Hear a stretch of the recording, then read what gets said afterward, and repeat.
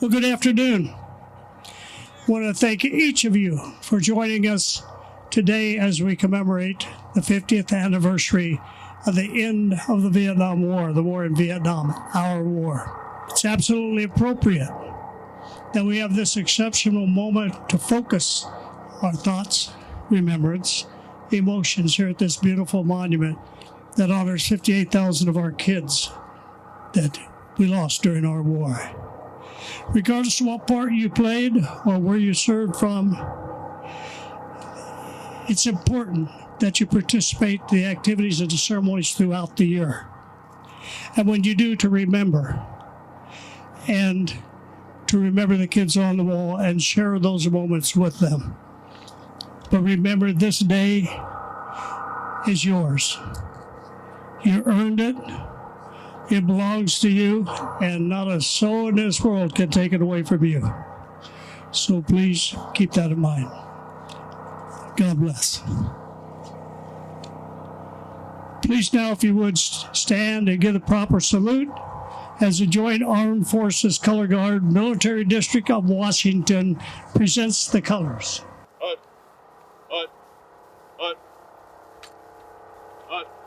Present arms.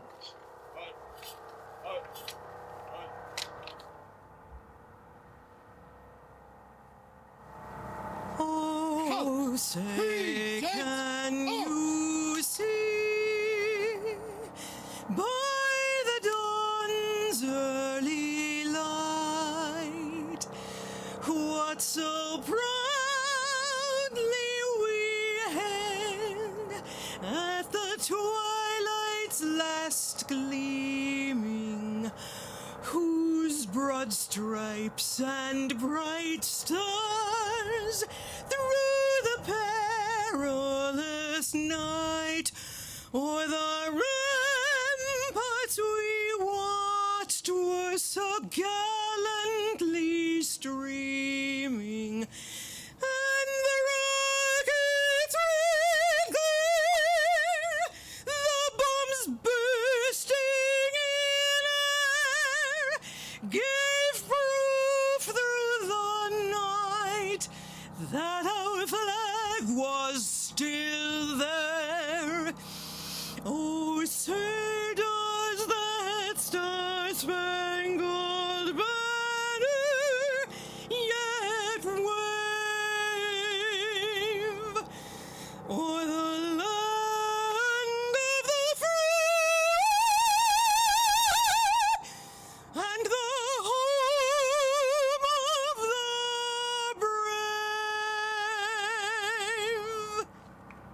brave? Bears, ready, two.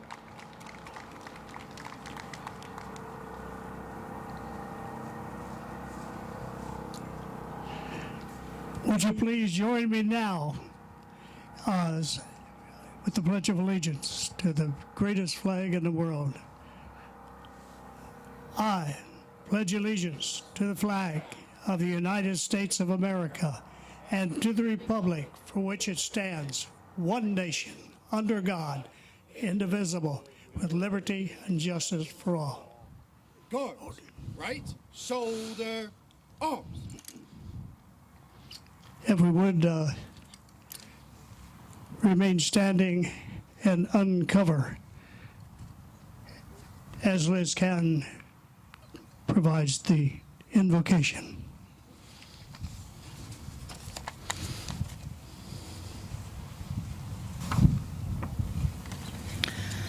Father God, Creator, Yeshua, Grandfather, we thank you for the opportunity to be here in this wonderful place that you've provided for us. Thank you for our gathering of friends, family, sons and daughters. Father, today we remember 50 years. And it is in this place and in front of this beautiful memorial that we find our peace and our hope and our healing. And Father, may the blessings and the lessons of these last 50 years always be remembered. Amen. Color guard, retired, Phelps. Guard, ready, step. Hut, hut, hut, hut, hut, hut. And we did have an opportunity to introduce Shelley Waite. Shelley sang a great rendition of the national anthem. We thank you very much. Please be seated. First elected to serve as National President of Vietnam Veterans of America in 2021, Jack McManus was re-elected for a second term, the VVA 21st National Convention in August 2023 in Orlando, Florida. Previously, he served as a national treasurer for 3 terms. He also served as a VVA Michigan State Council president for 6.5 years, overseeing the largest state program in the VVA. In 1997, McManus was awarded the VVA's highest honor, the VVA Commendation Medal, for extraordinary service to the organization, to all veterans, and to the community at large. He has also been recognized by the VVA New York State Council with its Commendation Medal. Originally from New York City, Jack McManus joined the Air Force in 1965, where he served until 1969. Between 1967 and 68, he was assigned to Operation Ranch Hand in Vietnam. He received his BA, Business Management, from New York University in 1973, and resides in North Carolina with his wife, Jackie. He's a recipient of numerous business and committee awards. Please welcome National President, Vietnam Veterans of America, Jack McManus.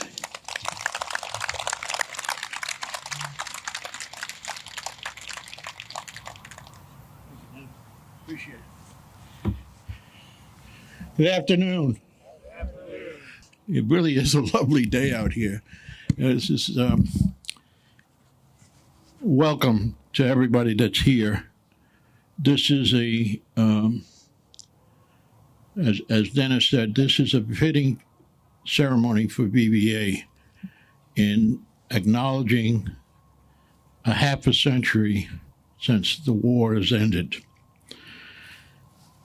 We're here together, brothers and sisters in arms, with friends and people that are part of our lives. We have our sons and daughters in touch. We have the folks of Mission POW MIA. We have our AVVA full contingent of members here.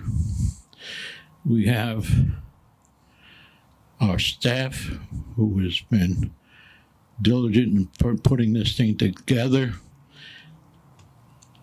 Let me just go off script on that and say that this is a difficult task here because you're dealing with what's called a National Park Service. Otherwise, they're part of the Department of Impossibility. They've done a great job in putting this together. It takes an awful lot of coordination. It takes a lot of time. We want to thank Jim Knotts and the Vietnam Veterans Memorial Foundation for all the assistance they've given us and the help that they've given us with the Park Service in particular. We have representatives here joining us from Sons and Daughters in Touch. And those are the children of our comrades that are on the wall. They are our most important audience, without a doubt. In our lifetimes, they are our superstars. They endured the pain of 50 years for a war that the country wouldn't recognize and recognize their service. And they are the bravest individuals that we will ever know.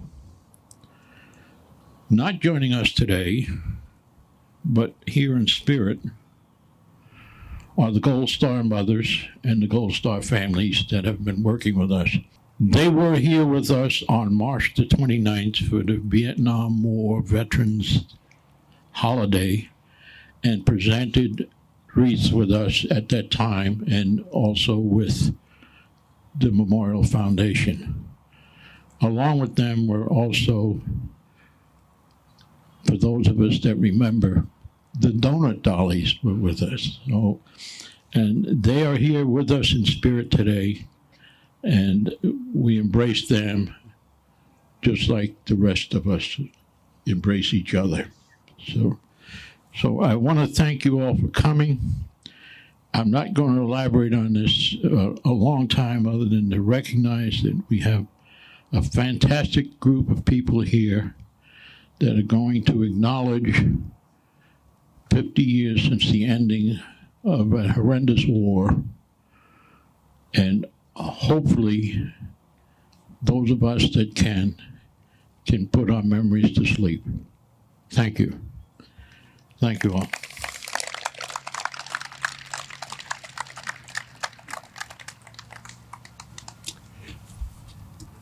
Thank you, President McManus. Grant Coates is the chair of the POW-MIA Committee for Vietnam Veterans of America. He's been a member of that committee for more than 20 years.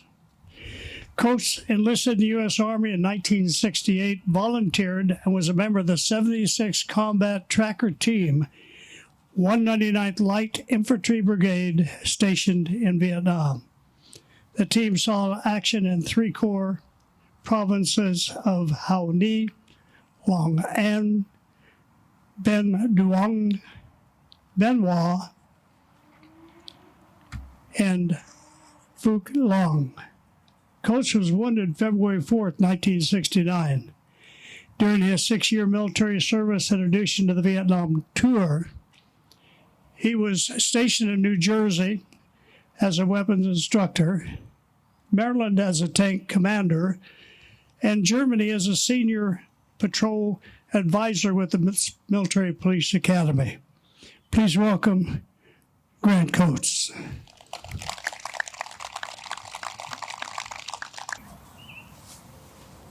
Thank you, Grant.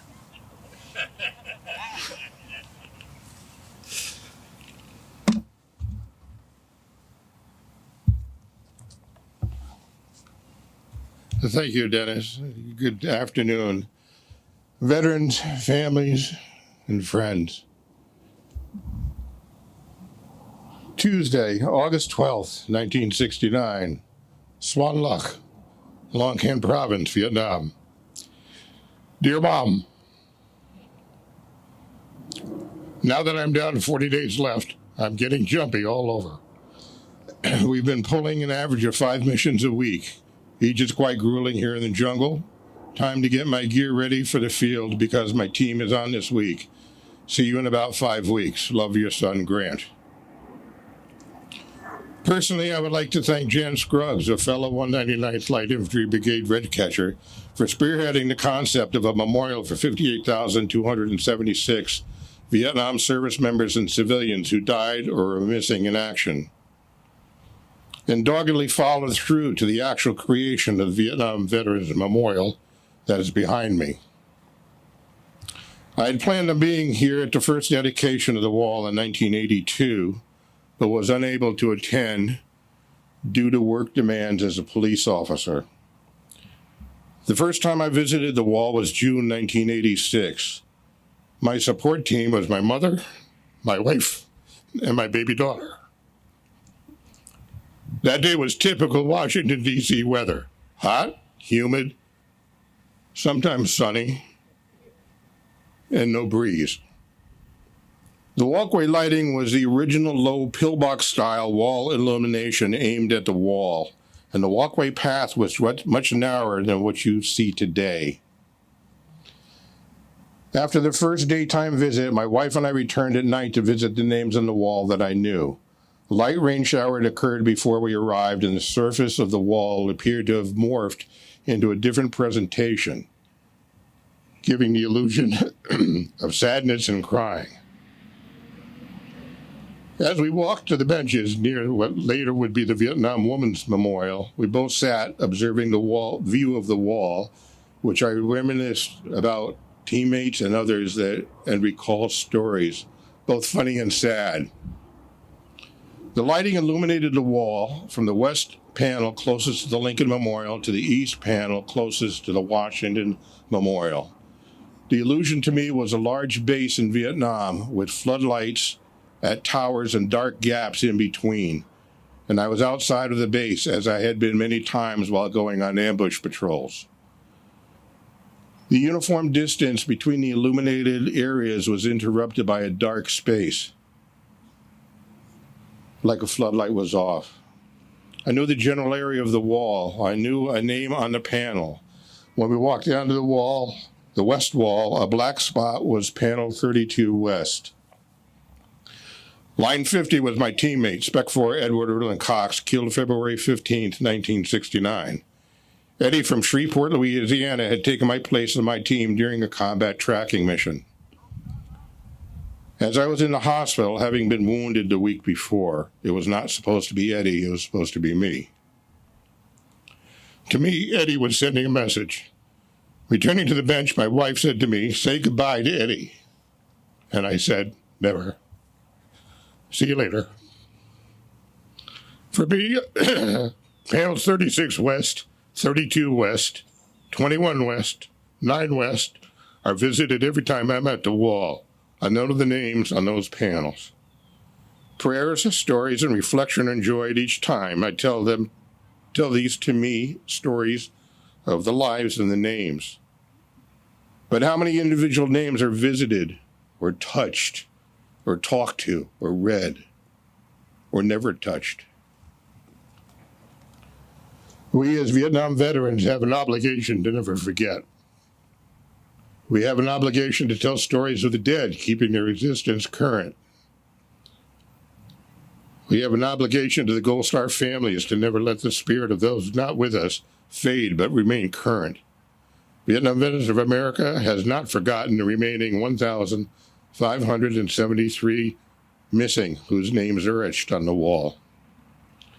In 1993, a congressional delegation of representatives of veteran service organizations traveled to Vietnam to evaluate the current progress of the POW MIA issue.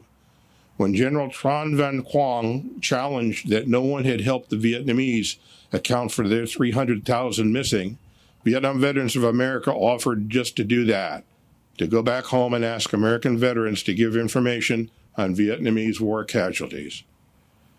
When the first gravesite of missing Vietnamese was found in Tay Ninh based on information obtained, the result proved Vietnam Veterans of America was serious. Vietnam Veterans of America felt the United States government was not progressing with due diligence in the matter of accounting for the U.S. missing in action and prisoners of war from the Vietnam War. And they adopted a resolution to create a task force, veteran to veteran, American and Vietnamese, and a concept was formed. Vietnam Veterans of America's third national president sparked the creation of the Veterans Initiative, which opened communication channels with the Vietnamese counterparts long before normal relations between their countries. Vietnam Veterans of America wanted to help the Vietnamese find their missing, so they would then want to help us find our missing, as veteran to veteran. Since the creation of the Veterans Initiative, over 33 missions have returned to Vietnam, meeting with members of Vietnam's central government, provincial people's committees, foreign affairs, Ministry of Defense, and Veterans Association of Vietnam, fostering a positive relationship for continued support to find our missing. Information given to the Vietnamese by the Veterans Initiative has accounted for over 3,000 Vietnamese war dead. Information received from the Veterans Initiative about U.S. missing have been given to the former Defense Prisoner of War Missing in Action Office, now known as Defense Prisoner of War Missing in Action Accounting Agency, for further investigative pursuit. Reflecting back over 50 years since the end of the Vietnam War, we never forget. It's still raw. Never again. Well, one veteran, one generation of veterans abandon another is VBA's founding principle. Thank you for being here today on this hallowed ground. Always onward.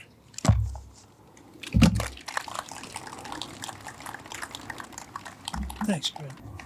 I can tell you that many of those trips he talked about, those 32 missions, this organization was part of that team, and that Grant led that team. So, and I really think VVA is very responsible for some of the MIAs we found for us and the MIAs we found for Vietnam. Thank you, Grant. How about give him a big hand?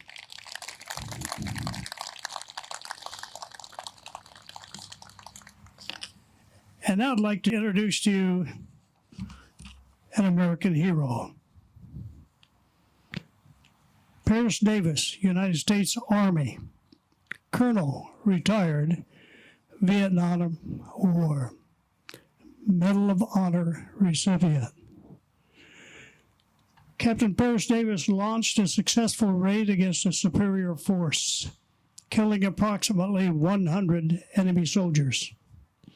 His unit had been ambushed on their return. He repeatedly exposed himself to the enemy fire to rally his troops, directing the artillery to hold their position. Despite serious wounds, Davis refused evacuation, rescued his sergeant and an advisor, ensuring all were safely before finally leaving the battlefield. The Medal of Honor citation reads in part, Captain Paris D. Davis, Commander, Detachment A321, 5th Special Forces Group, Airborne, 1st Special Forces, distinguished himself in acts of gallantry and bravery above and beyond the call of duty, while serving as an advisor to the 83rd Regional Force, Army of the Republic of Vietnam, during combat operations against an armed enemy in the vicinity of Bang Son, Republic of Vietnam, on June 17th and 18th, 1965. Captain Davis's heroism and selflessness above and beyond the call of duty, at the risk of his own life, are in keeping with the highest traditions of the military service and reflect great credit upon himself, his unit, and the United States Army. It's with a great honor that I introduce to you Medal of Honor recipient, Colonel Paris Davis.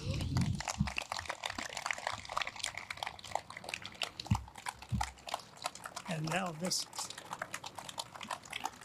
He didn't say. Please be seated.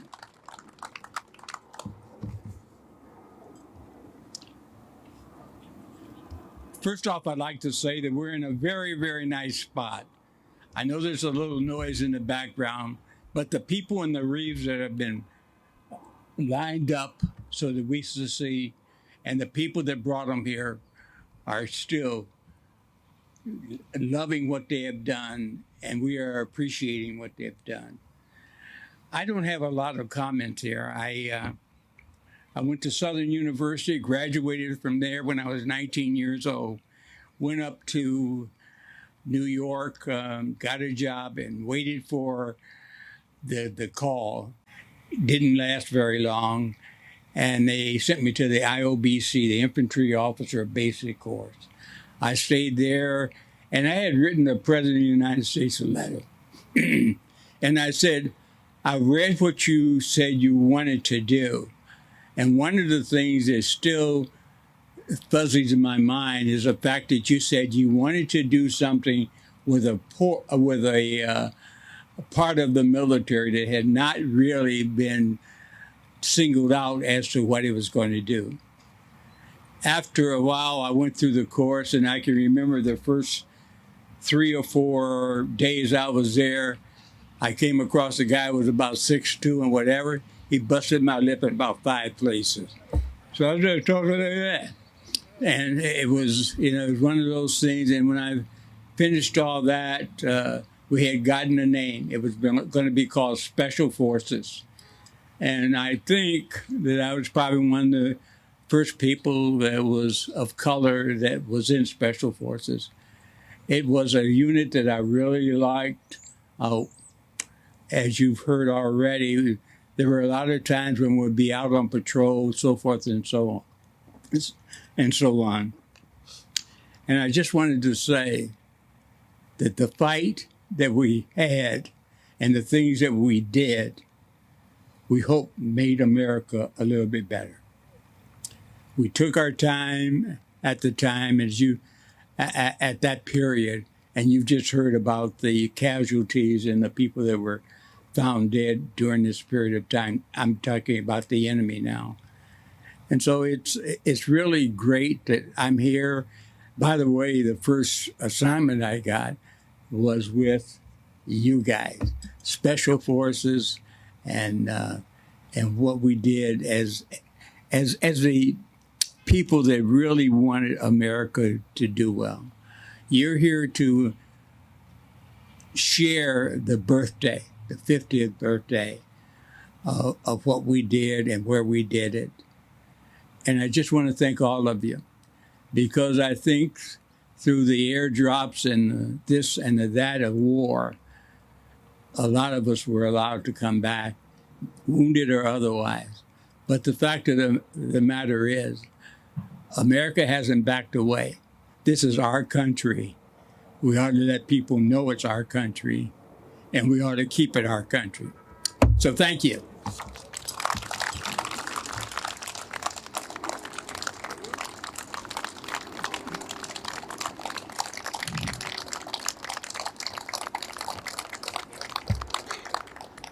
Thank you, Colonel. Taps will be played. The ceremony will end at that time. So I want to thank each of you for joining us for this moment, this special moment of honor this afternoon. It's time for each of you to be proud. There's over 58,000 kids on that wall, and every one of you here that served in our war. No, there could be one more on that wall, but for the grace of God, we got to come home. It could have been you, it could have been me. Please carry that with you when you leave. So I'm saying thank you now, because we won't return the microphone after taps is played. We'll simply walk away, leave with your private thoughts, your private feelings, and your memories and heartfelt thanks. So to each of you, I say God bless. And thank you for your service. And welcome home.